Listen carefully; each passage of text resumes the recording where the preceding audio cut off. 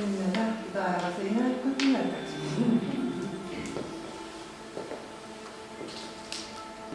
Ja kui rääkida nüüd põgusalt veel edasi sellest teekonnast, kuhuni me oleme täna jõudnud, siis alustada tuleb võib-olla sellest, et planeet Maa on tegelikult looja väga armas ja eriline katselapp. Siia on otsustatud elama ja eksisteerima tuua erinevad liigid, erinevad inimrassid ja selle elamise ja eksisteerimise eesmärk on see, et näidata, kuidas pimedus astub valgusesse. See on pikk protsess.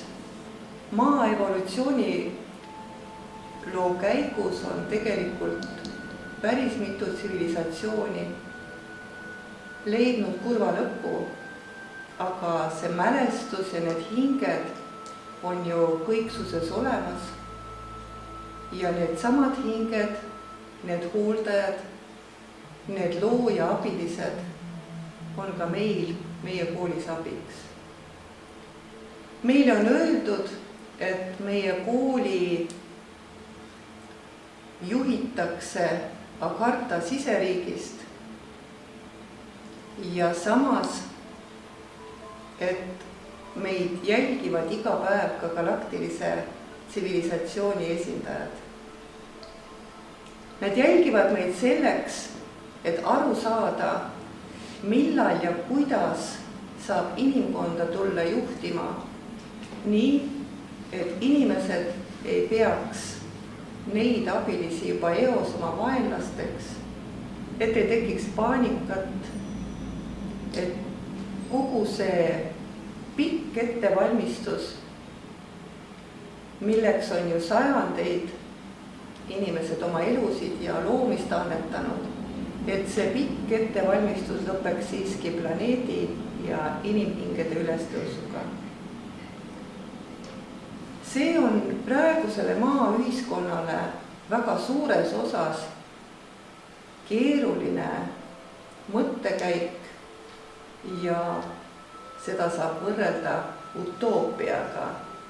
Kui me aga oleme lugenud nüüd seda imelist raamatut Teelosest, siis maa-alune tsivilisatsioon Teeloses ja Teelose ümber kirjeldabki just seda eluviisi, kus nemad elavad ilma ego vaeva, ilma ego muredeta ja üksteise hävitamiseta just utoopia tasandil. Nii et mõisted on kõik sellised, mis tegelikult on ajas erinevalt mõistetud. Ja kui nüüd sellest meie koolistki rääkida, siis meil on ikkagi hingede ravimise kool ja hingede ülendamise kool, milles ei saa ju läbi ilma ennast puhastamata, parandamata, oma elukäigus korrektuuri tegemata. Ja nüüd tema seal kallis, kes põlvitab vaimselt oma maa rahva ees ja oma planeedi rahva ees, ootab ju pikisilmi seda, et inimesed mõistaksid, et Jumala armastus on midagi sellist, mis aitab meil just ülespoole suuremaks ja kõrgemaks kasvada. Ja see armastus on selline, mis ei jäta järgi ja ütleb, et sa suudad. Ta ütleb, et sa saad hakkama. Sinus on nii palju erinevat annet, tõõmu ja armastust, millest sa ise veel teadlik ei ole. Ja tänasel päevalgi siin selles etenduses, kui nii võib öelda, oleme välja veeretanud kuldseid tarkuse terasid või kuldseid tarkuse munasid. Ja kui me ei tea selle mõtte tähendust või kui me ei ole selleni jõudnud, mida see tegelikult meile tähendab, siis on nagu vaid sõnad ja mõtted. Aga Teelose rahvas ütles ju meile ka, et mõttest algab kõik, mõtted ja loomine on looja ehituskivid. Ja kui teie saabusite meie kooli, kui Maria oli juba teinud väikesed ettevalmistustööd ära, kui maainglite või maad aitavate inglite teadvus oli lahustunud juba selles kirjade laviinis, mida ma vahet pidamata huumoriga läbi vaadates justkui muhvnõudmiseni kirjutasin, sest vastuseid ei tulnud. Oli selle siiski tähendus, sest esialgne inglite kiirgus, mis tuli läbi Maria kirjadel, ta tuli justkui läbi paksu müüri, mis võtab aega, mis võtab jõudu ja tulemus ei ole kohe nähtav. Aga see töö, mida me oleme teinud enne teid, teiega koos ja siit edasi, iga kord, kui me midagi läbi räägime, kui me mõtleme, kui Maria kirjutab kanaldatud sõnumid, siis iga kord läheb see ka ühisteaduse lainesse ja muudab seal midagi. Nii et me oleme siin omavahel juba rääkinud, et kui me algusaastatel, kui meie esimene intensiivravisse tulnud õppur Magdalena tuli ja me alustasime Facebooki lehtedel oma teavitusteekonnaga, see oli meie selline ühine töö koos maavälistega, eks. Et siis, kui me kirjutasime kirjadele alla armastusega, mis on ülim, mida inimese hing saab teisele pakkuda, siis me saime sealt lausa hurjutada, sellepärast, et armastus seostatakse religiooniga, aga religiooniga seostub just Maarjamaa rahvale ja päris paljudele ka muudele rahvastele nende inimeste pahateod, kes poevad Jumala kuuevarju ja teevad inetusi ja püüavad teisi inimesi hävitada.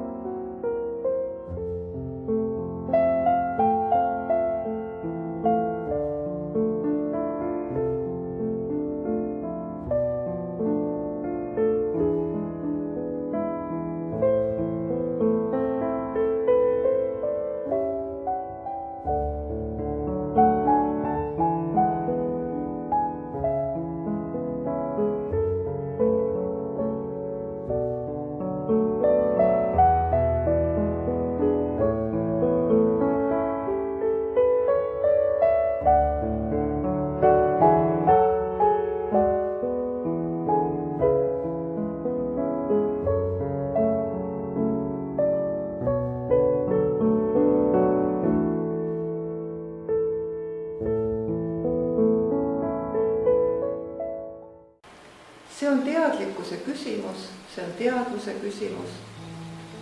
Ja kui te nüüd vaatasite seda imelist videot, mida Maria oma treeningperioodil vaatas päevade kaupa, see oli tõeline jutuajamine Jumalaga ikka jälle ja jälle, nii nagu vahest lapsed teevad mõnda muinasjuttu, räägi mulle veel. Ja ma tundsin sellist tohutut sooja tunnet südames, kui ma seda videot vaatasin ja ma sain aru, et ta tuleb sealt, ta tuleb läbi selle minuni. See on igal inimesel erinev, aga see on ajalooline ja selle tõttu just seda versiooni jutuajamisest Jumalaga ja nendest videotest ma soovisin täna siia välja tuua. Ja tõesti on nii, et kui me praegu vaatame inimkonda, vaim on nõrgaks jäänud, keha treenitakse küll, aga tasakaal on kadunud. Ja hingest rääkides läheb kulm kirtsu, sa tuled oma religiooni jutuga. Et tegelikult see on ka tõsi, hing ongi religioosne olemus, ta on igavesti ringleb, kuid praegustes maa lõpuaegades ei saa me arvata, et meil on aega küll. Ja me ei saa arvata, et meile antakse pidevalt uusi võimalusi. Igaks ajaks on ette nähtud oma loomiskeem ja mudel. Ja tõesti, nii nagu luges armas Magdalena sealt raamatust, armas ema hoolitseb meie eest igas hetkes ja meie ülesanne on tema eest hoolitseda. Ja selles peitub kõige esimene sissejuhatuse mõte, et andmine ja võtmine peaksid olema tasakaalus. Nii igapäevases elus, suheldes oma perekonnas, lähedastega, kui siis ka juba kõrgemale mõeldes planeedi ja kõiksuse sagedusse.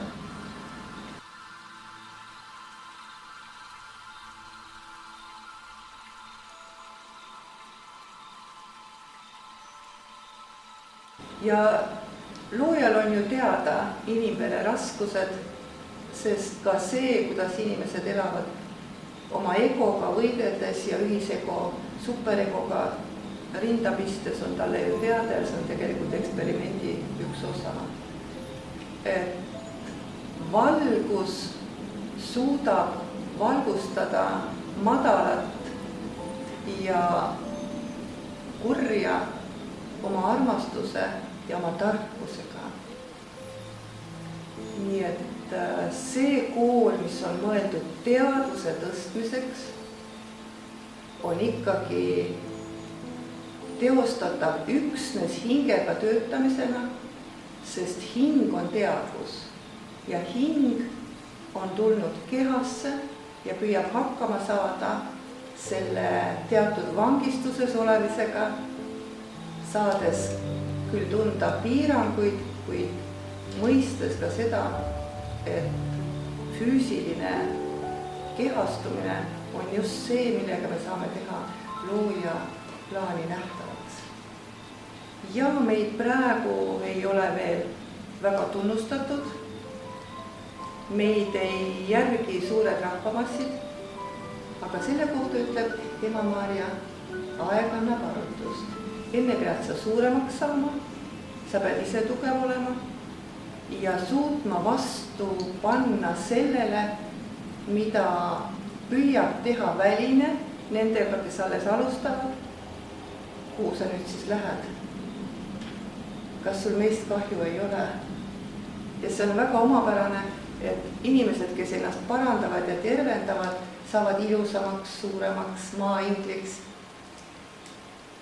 Teiste silmis, kes selliste asjadega ei ole varem kokku puutunud, näevad välja imelikud. Aga selle kohta saab öelda, et kõik see, mis on teisest erinev, näeb välja imelik ja näeb teistsugune. Aga me teame ka seda reeglistikku inimkonna teadvuses, et kõik uus on esialgu tundmatu, seda ei suudeta vastu võtta. Natukese aja pärast öeldakse, aga no vaatame seda asja, kuulame ja läheb veel aega edasi ja öeldakse, et kuidas siis teisiti otse loomulikult. Ja kui me neid tarkusi juba ette teame, oleme täiskasvanulikud nendes juhtimistöödes, mida te teete ka igapäevaselt oma peres, oma töökohtadel, nende inimestega suheldes, keda te kas õpetate või ravite või aitate. Me teame tõde vähemalt nii palju, kui meil praegu tarvis on. Ja see peaks hoidma meid vee peal ja see peaks hoidma meid igapäevasest tegevusest nii, et meil on oma ülesanded tehtud. Me oleme abistavad kõikjal, kuhu meid kutsutakse ja kuhu meid tarvis on. Ja liigume edasi oma kooli või ettevõtluse poole.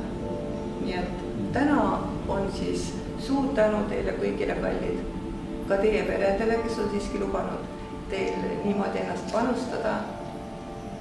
Saadame neile mõtteid siit. Nii taevase kui maasisese kõrgtsivilisatsiooni poolt ja loomulikult Maria poolt. Üksi ei tee keegi midagi.